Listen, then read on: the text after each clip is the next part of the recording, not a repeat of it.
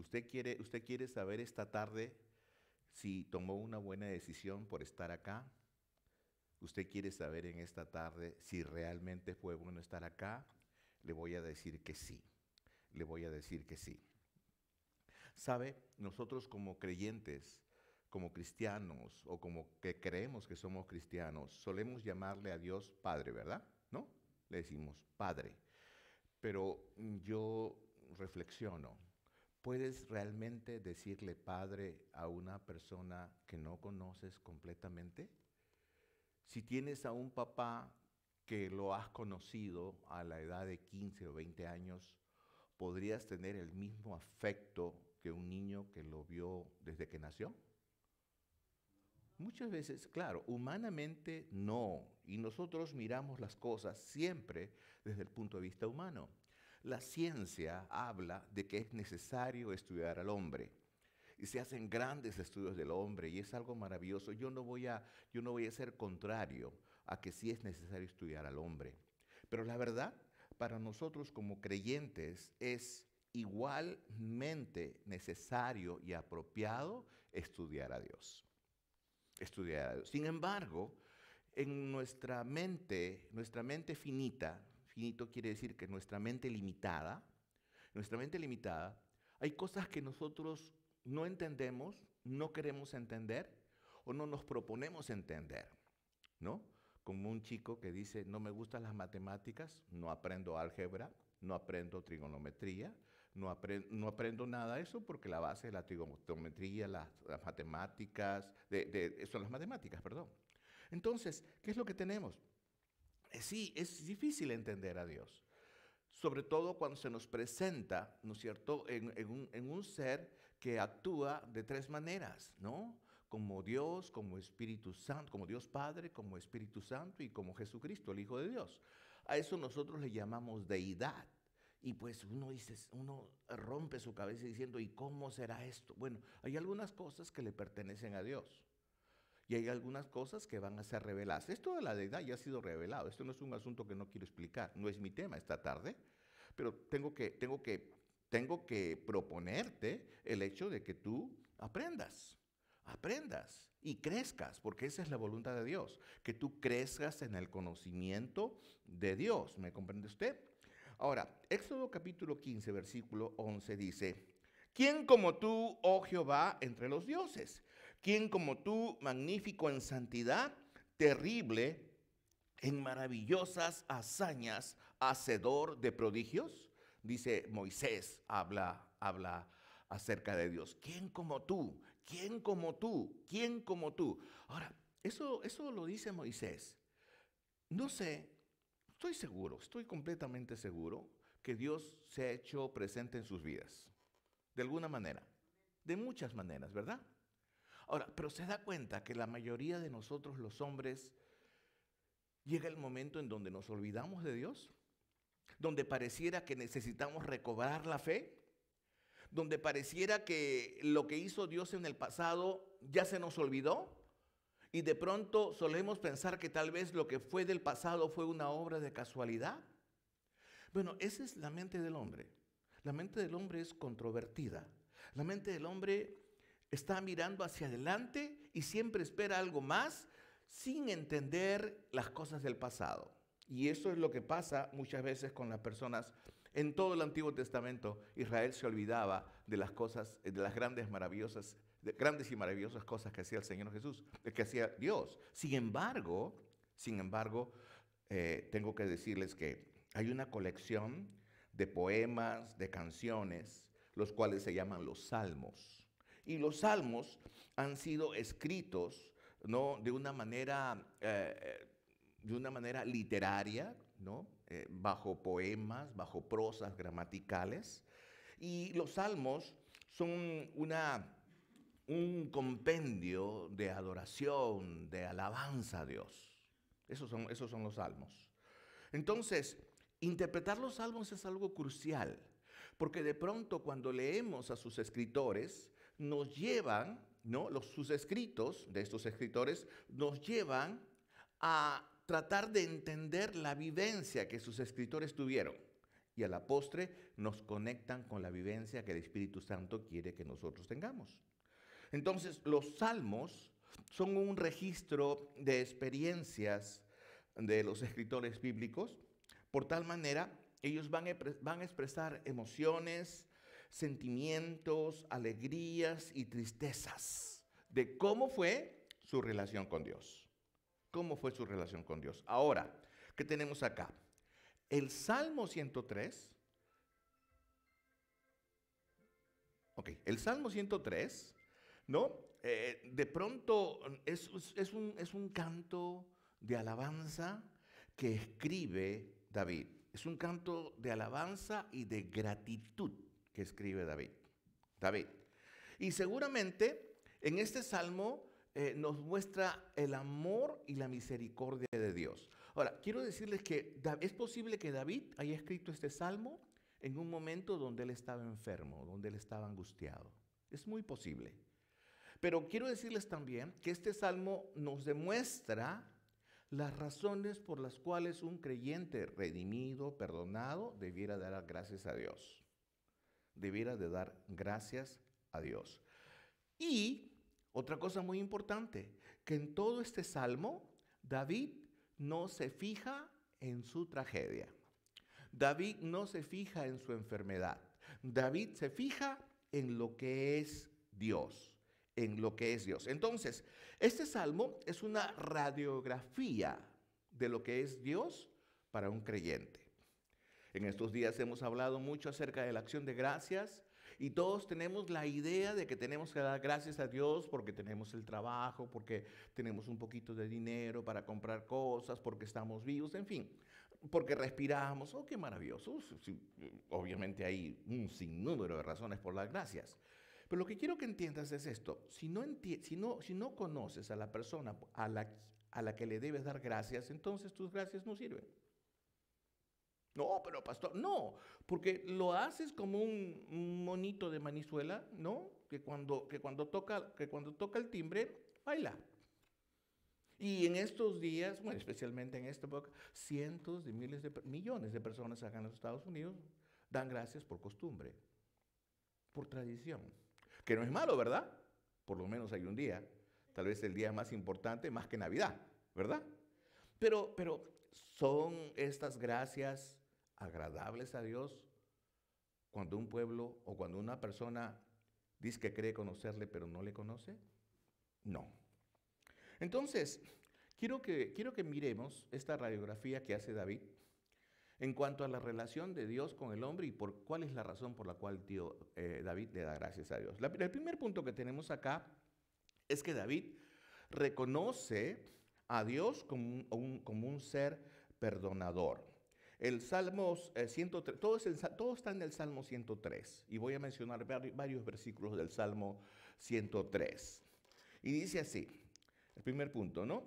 Que Dios perdona nuestras iniquidades, ¿ok? Salmo 103, versículo 3 dice, Él es quien perdona todas nuestras iniquidades, pecados, el que te sana todas tus dolencias. Versículo 10.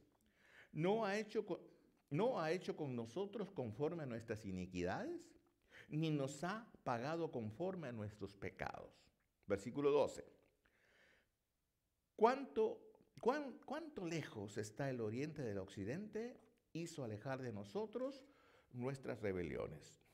Ahora, hemos dicho muchas veces que Dios es perdonador y nosotros hemos aceptado su perdón, pero muchas veces no entendemos cuán perdonador es Dios. Primero que nada, para entender que Dios es perdonador, yo necesito entender cuán pecador soy. Si en mi mente todavía está esa idea de que yo no soy asesino, de que yo no soy ladrón, que yo no soy una persona libertina, yo no soy tomador, yo no soy pecador, estoy diciendo, Señor, yo soy mejor pecador que el resto. ¿Me entiende usted? Yo soy pecador, pero no tanto como los otros. Y por eso muchas personas no entienden la idea del perdón. El asunto del perdón está en reconocer que el pecado que yo tengo es el peor delante de Dios, sin importarte el pecado de los demás, porque cada uno tendrá que dar cuenta de lo suyo.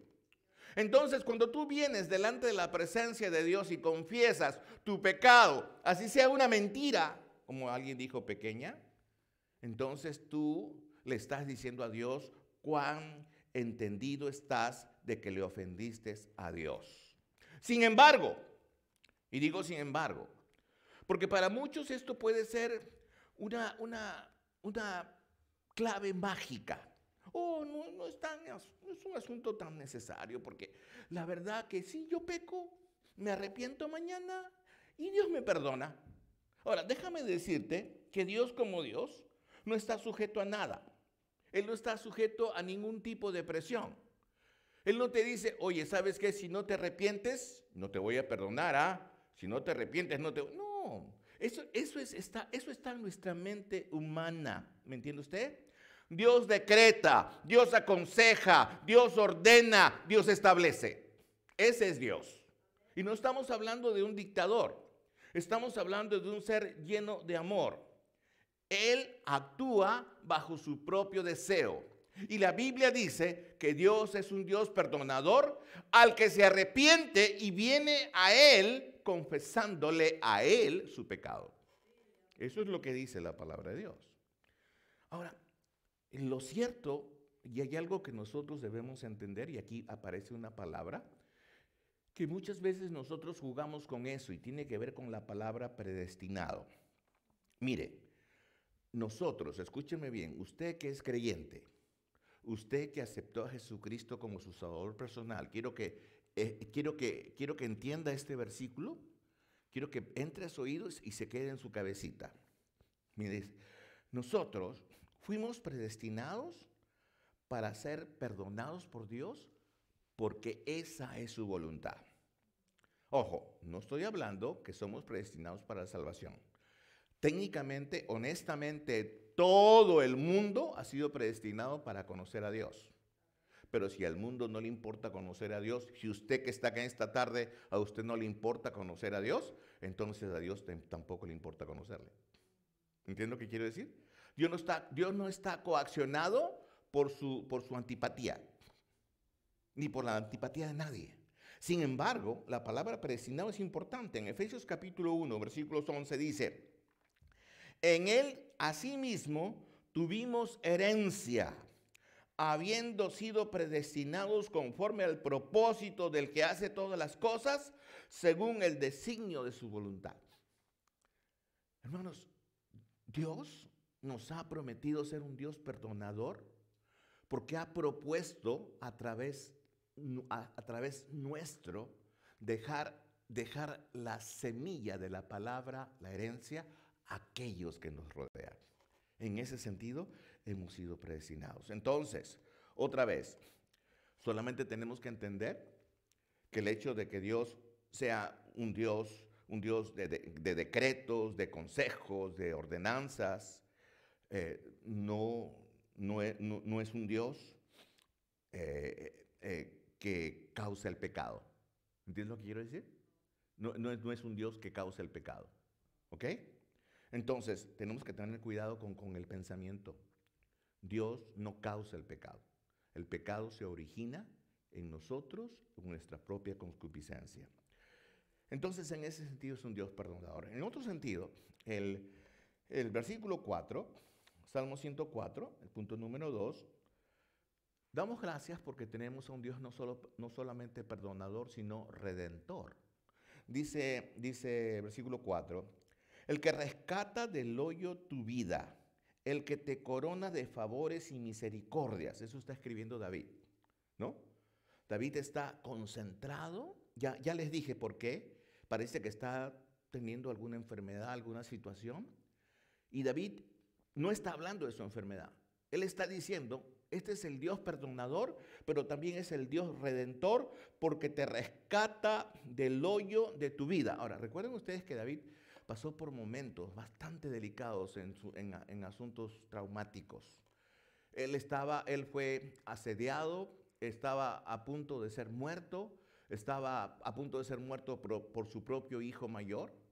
En algún momento David enloqueció.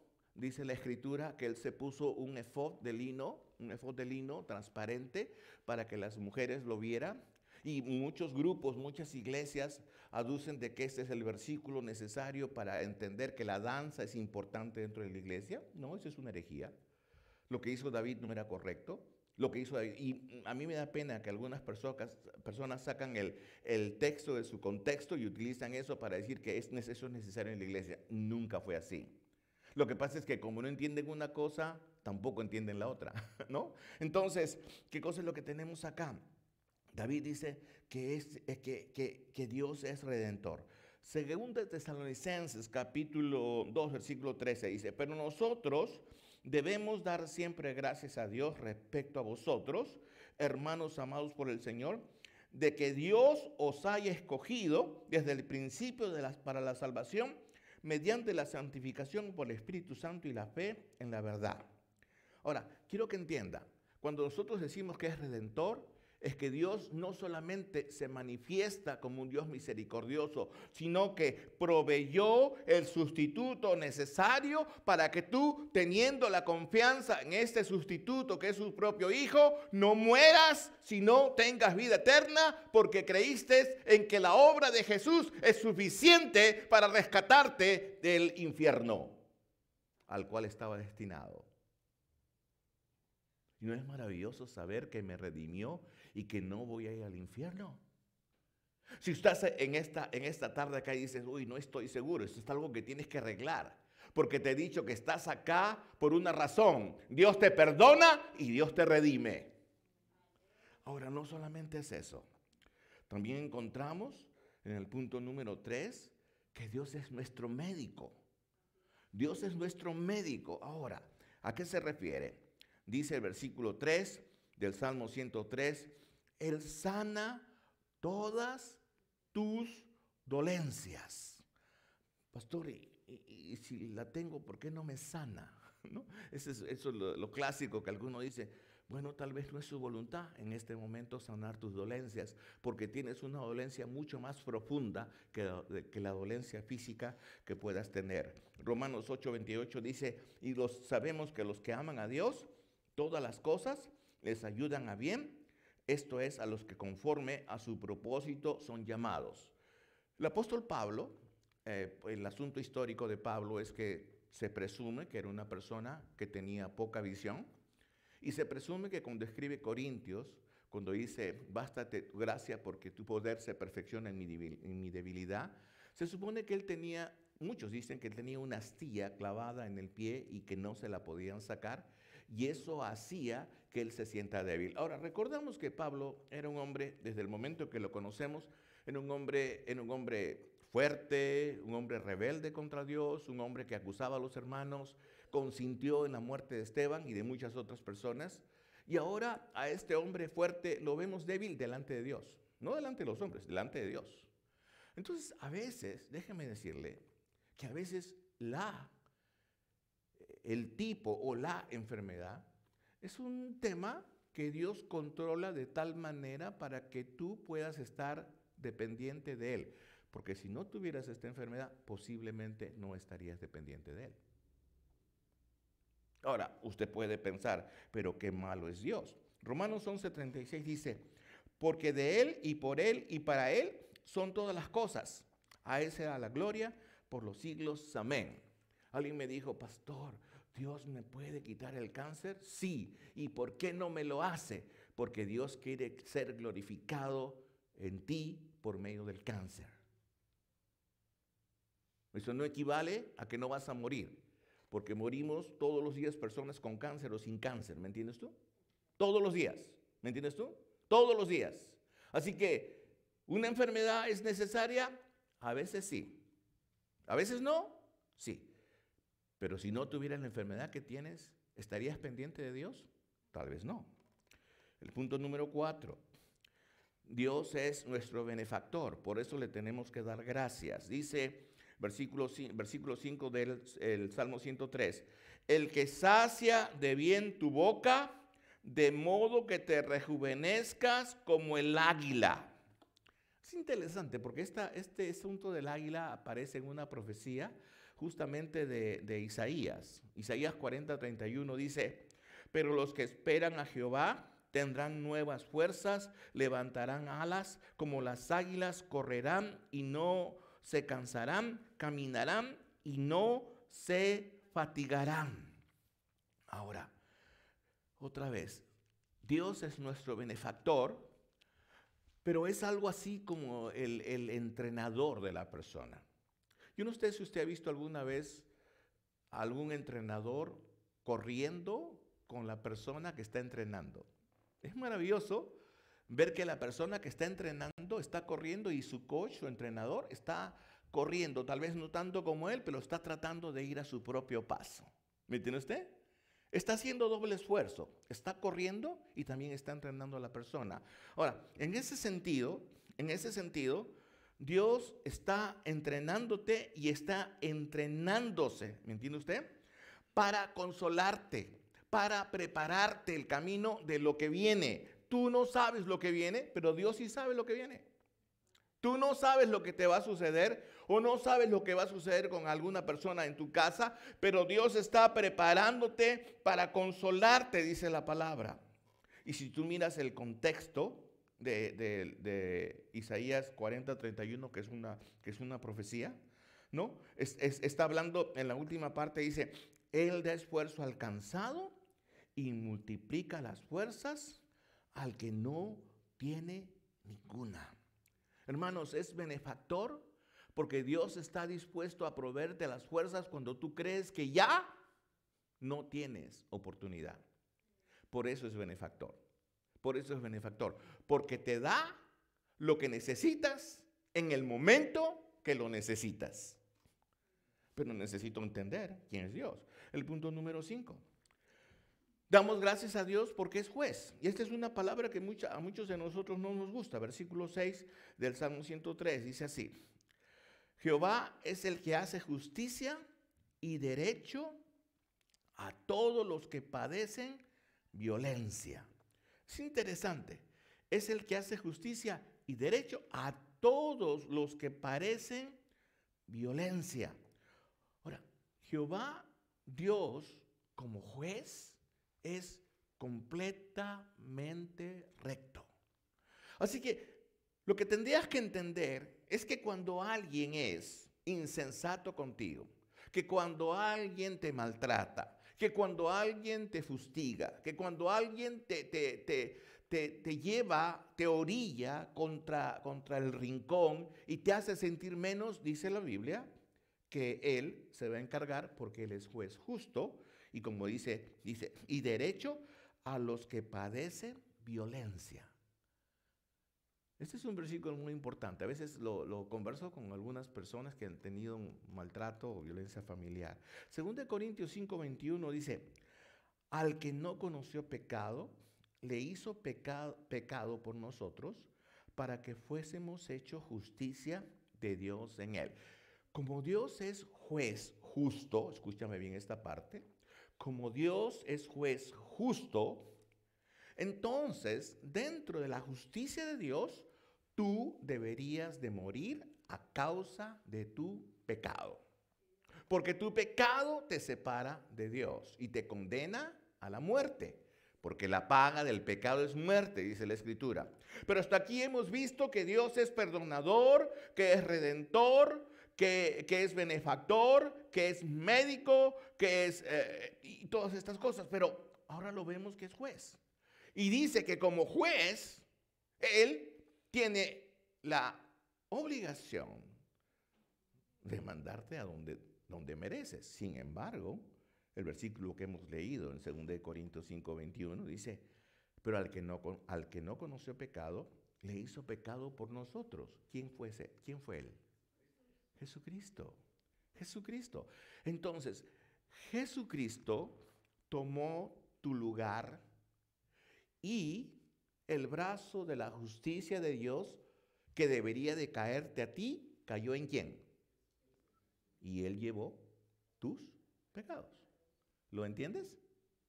Entonces, Dios jamás dejó de ser justo, ¿no? solamente que tu castigo fue imputado a Jesucristo. Imputar quiere decir lo que tú tenías que pagar, se le imputó a otra persona, la cual era inocente.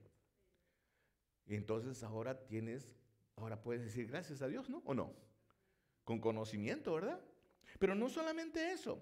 El punto número 6, que es algo que a nosotros seguramente nos mortifica, es esto. El versículo 9 dice así: no guardará para siempre su enojo. Porque el punto número 6 es, Dios es castigador. Ahora, no solamente es juez. No solamente tenemos que darle las gracias a Dios como juez, sino tenemos que darle las gracias a Dios como castigador. Ahora, esta palabra a muchos nos perturba, porque nadie quiere ser castigado. Nadie quiere ser castigado.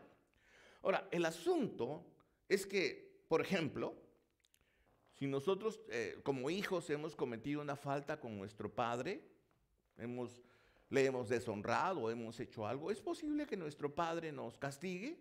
¿O es posible que nos haga la ley del hielo y no nos hable? He conocido de personas que toda su vida han estado molestos con su papá o con su mamá, resentidos, 20, 30 años sin hablarle. Estos son casos que usted puede ver, de personas que no hablan, porque de alguna manera hay heridas profundas. Y cuando nosotros pensamos en Dios, pensamos que, bueno, de alguna manera, si Dios me castiga, si Dios te castiga, te mata. Pero no es este el caso. Dios es castigador, pero dice, no guardará para siempre. ¿Qué cosa dice? Su enojo. Lo que quiere decir es que es castigador, pero no es un castigador que permanece en el castigo. ¿Me entiendes lo que te quiero decir? Cuando tú vienes a Dios y le pides perdón en el nombre de Jesús acerca de lo que tú has hecho, Dios te perdona.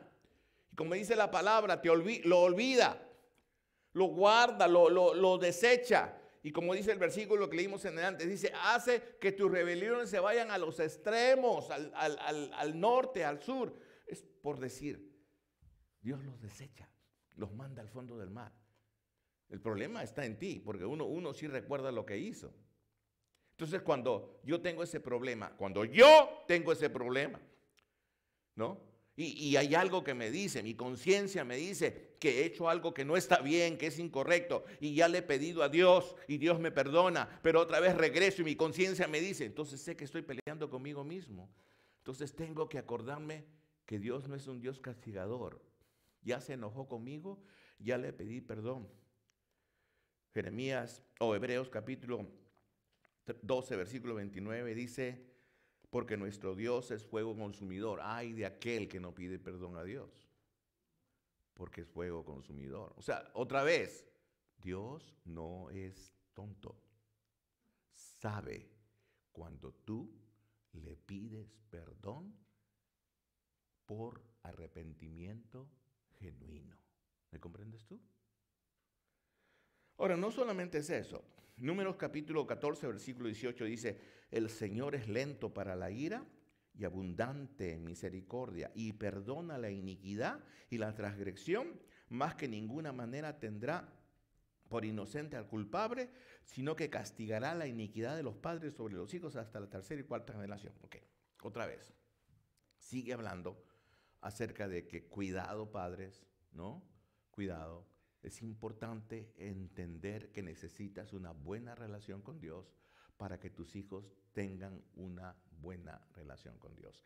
El mejor legado, el mejor ejemplo, la mejor herencia, más que dinero, más que todo, es que tus hijos tengan esta relación con Dios. El punto número 7 aquí. Debemos darle gracias a Dios como Padre, ¿no? Dice el versículo 13, dice, como el Padre se complace de los hijos, se compadece Jehová de los que le temen. Y es interesante porque acá hay la palabra temor. Y usted puede tomar la palabra temor de dos maneras. Puede observar el temor de dos maneras. Lo puede observar como temor de miedo. O sea, no hago esto porque le tengo miedo. Ya sé que es castigador, ¿no? Ya sé que es castigador. Ya sé que es juez. Entonces yo sé lo que me va a tocar, ¿verdad? ¿O no? O sea, le tengo miedo. Entonces ando así como soldadito, ¿verdad? ¿No?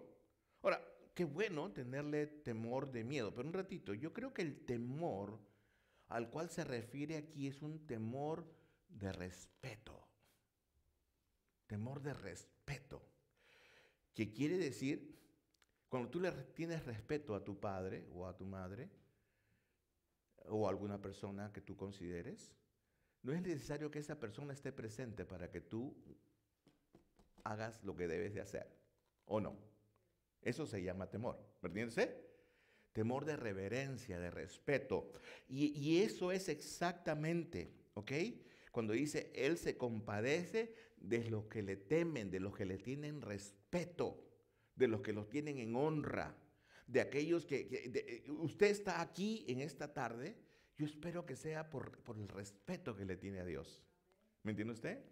Entonces eso es interesante. Lamentaciones 3, 22, 23 dice, por la misericordia de Jehová no hemos sido consumidos, porque nunca decayeron sus misericordias.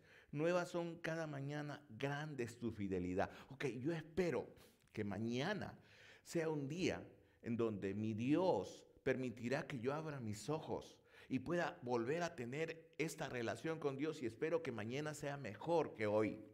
¿Me entiende usted?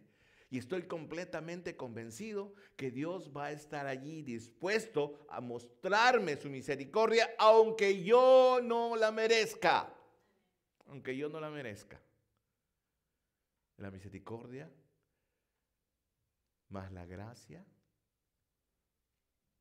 da como resultado la reconciliación. Y si tú en esta tarde te has peleado con Dios, espera tener una reconciliación mañana. Versículo número 14. Necesitamos aprender a dar gracias a Dios porque Dios es creador. ¿Qué cosa dice así? Dice, versículo 14, porque Él conoce nuestra condición, se acuerda de que somos polvo. Ok, no voy a entrar a la figura esta de que es probarles de que Dios es creador.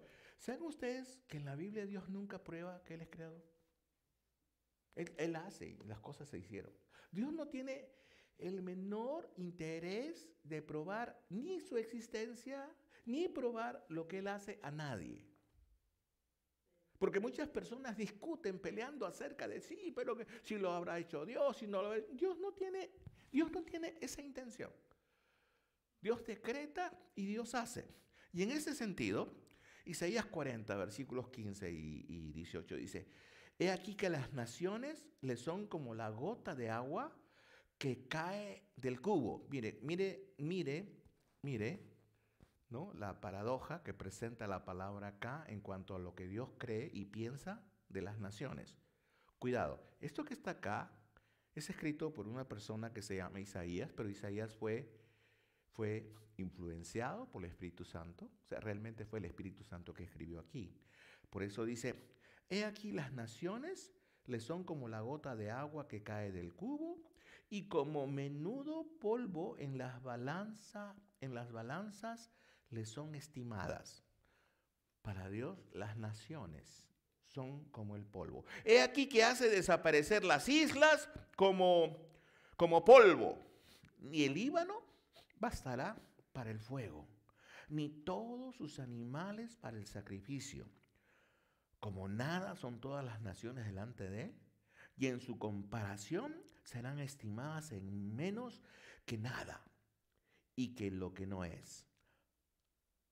¿A qué pues haréis semejante a Dios? ¿O qué imagen le compondréis? O sea, este es un versículo que habla estoy hablando acerca de la idolatría, por supuesto, ¿no? Y déjenme decirle, hermanos, que Dios como creador va a crear la idolatría. Así que te voy a dar un consejo. Si tienes algo en tu casa que te ate de idolatría, será mejor que te salga, sí, que te deshaga de él. No, pero yo recuerdo que tengo la cadenita de oro que me dio mi mamá, que tenía un corazón de Jesús ahí chiquitito. Ay, sí, lo recuerdo como mi mamá. Sí, pero la razón por la que te la dieron era para que tú tengas esa relación con esta persona. Ahora, te aseguro que tu mamá no tenía la mínima idea de lo que estaba haciendo. Yo te digo porque he tenido cosas que mi mamá, mi papá me dejaron. Pero pastor, ¿será eso que me está poniendo una enemistad con Dios? Sí. ¿Por qué? Porque Dios no quiere idolatría. Ay, pero pastor, ni yo la recuerdo. Entonces, ¿para qué la tienes? ¿Tú para qué la tienes? Así que si vas a hacer las cosas, hazlas bien. No seas un cristiano mediocre. Si vas a ser un cristiano, sé un cristiano desde ahora.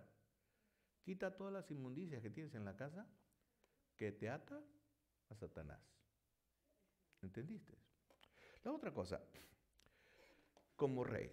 Es interesante. Debemos darle gracias a Dios como rey. Y es lo que dice David, el verso 19 del Salmo 103. Dice así: Jehová estableció en los cielos su trono, y en su reino domina sobre todos. Jehová estableció en los cielos su trono, y su reino domina sobre todos. Es interesante. Porque otra vez, cuando nosotros pensamos cielo y entendemos que Dios es espíritu, los que le adoran en espíritu y en verdad, es necesario que le adoren. Cuando pensamos esto, claro, estamos pensando en algo imaginario, ¿no? Pero acá nos dice que Dios tiene un trono. Y su trono, y otros versículos en Samuel dice que está a los lados del norte. Por si acaso no estamos hablando de algo utópico, estamos hablando de algo tangible, de algo físico. El trono de Dios existe. El cielo existe, ¿me entiende usted? Y el que se sienta en ese trono es el rey de la creación. Isaías 45:8 dice: rociad cielos de arriba y las nubes destilen la justicia. Rociar cielos de arriba quiere decir llueva, ¿no es cierto, no? Dice: ábrase la tierra y produzcanse la salvación y la justicia. Háganse brotar juntamente. Yo, Jehová, lo he creado. Maravilloso. No te tiene que decir cómo. ¿O tú quieres que te diga cómo para creerle? Así sucede, ¿no? Si no me dices cómo, no te creo. Pues, ¿quién eres? Si las naciones son como polvo, ¿tú qué eres? No solamente es eso, el punto número 10 y el último dice, y este es bien importante, porque cuando tú estableces tu relación con Dios, o sea, hasta aquí te estoy dando alguna evidencia de lo que David dice que es Dios para él. Eso es lo que estás escuchando, ¿verdad? Entonces, ahora dice el punto número 10, versículos 17 y 18, mira lo que dice acá.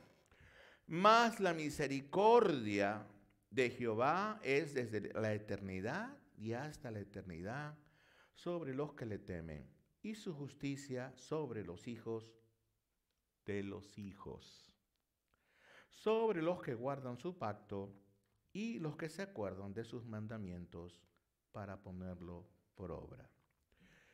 Lo que quiere decir es esto: como Dios, Él guarda su pacto. ¿Qué cosa quiere decir? Guarda sus promesas. Guarda sus promesas. Y como guarda sus promesas son eternas. Las promesas que Dios te hace a ti van a traspasar tus generaciones. ¿Me comprendes tú? Van a traspasar tus generaciones, van a ser para tus hijos y para los hijos de tus hijos. Eso es lo que dice aquí la Escritura. No lo digo yo, lo dice la palabra. Entonces, cuando sé que Dios establece una relación conmigo, Dios está estableciendo un pacto conmigo, entonces yo necesito ser consistente en aquello que Dios hace un pacto como promesa. Ahora, el pacto y la promesa que Dios hace contigo no está sujeto a tu comportamiento. Pastor, ¿qué quiere decir? Que si yo me porto mal y Dios igualmente va a cumplir su pacto, sí. Ahora, no esperes portarte mal, ¿verdad? No esperes portarte mal. Mira lo que dice Números 23 y 19. Dice, Dios no es hombre para que mienta, ni hijo de hombre para que se arrepienta. Él dijo y no hará. Habló y no lo ejecutará. Ahora, lo que Dios ha dicho, que el pecado tiene consecuencias. Si tú pecas, espera consecuencias. Así de sencillo, ¿me entiendes tú? Pero Dios también ha dicho que el día que tú vienes a Jesucristo, Él te salva por la eternidad. ¿Crees en eso? ¿Crees en eso? ¿O no? Ahora, y no solamente dice eso, dice, cree en el Señor Jesucristo y serás salvo tú y quién. Tú y tu casa. Quiere decir que Dios ha prometido que la puerta se mantendrá abierta para aquellos de tu casa que quieran pasar por allí.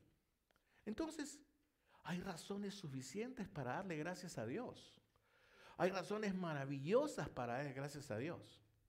Pero muchas veces nosotros queremos hacer las cosas a nuestra manera. Nosotros queremos estudiar a Dios a la manera como queremos. Cuando quiero leo mi Biblia.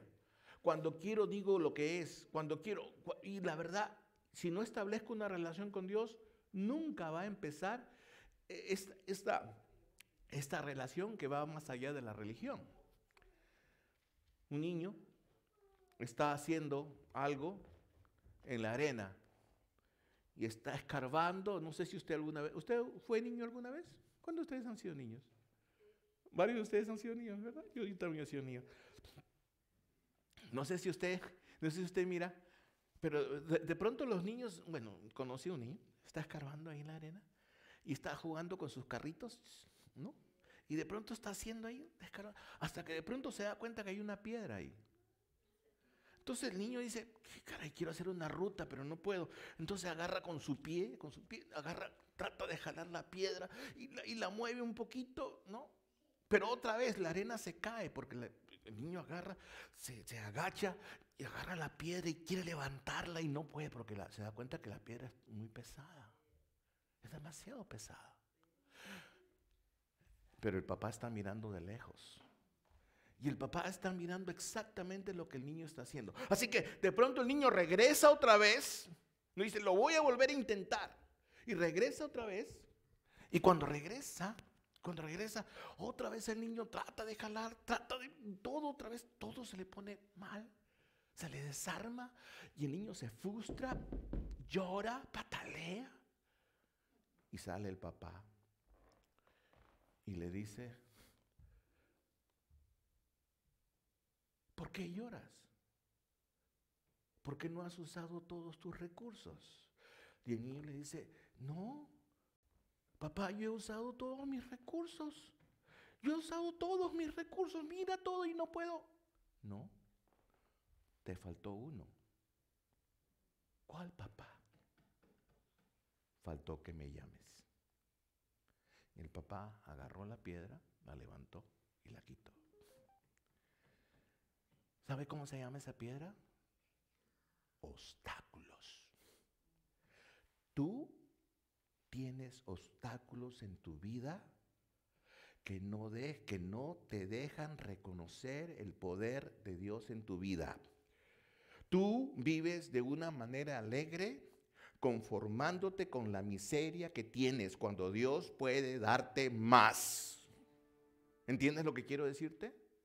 Y no le llamo miseria a lo que has logrado. Seguramente lo has logrado con el sudor de tu frente. Pero Dios quiere enriquecerte de una manera maravillosa y abundantemente más. Por eso es que te escogió a ti desde antes de la fundación del mundo para que establezca una relación entre tú y Él sea tu rey y tu salvador y tu sanador y tu médico y tu juez y tu redentor, pero aquel que cumple el pacto que te ha prometido.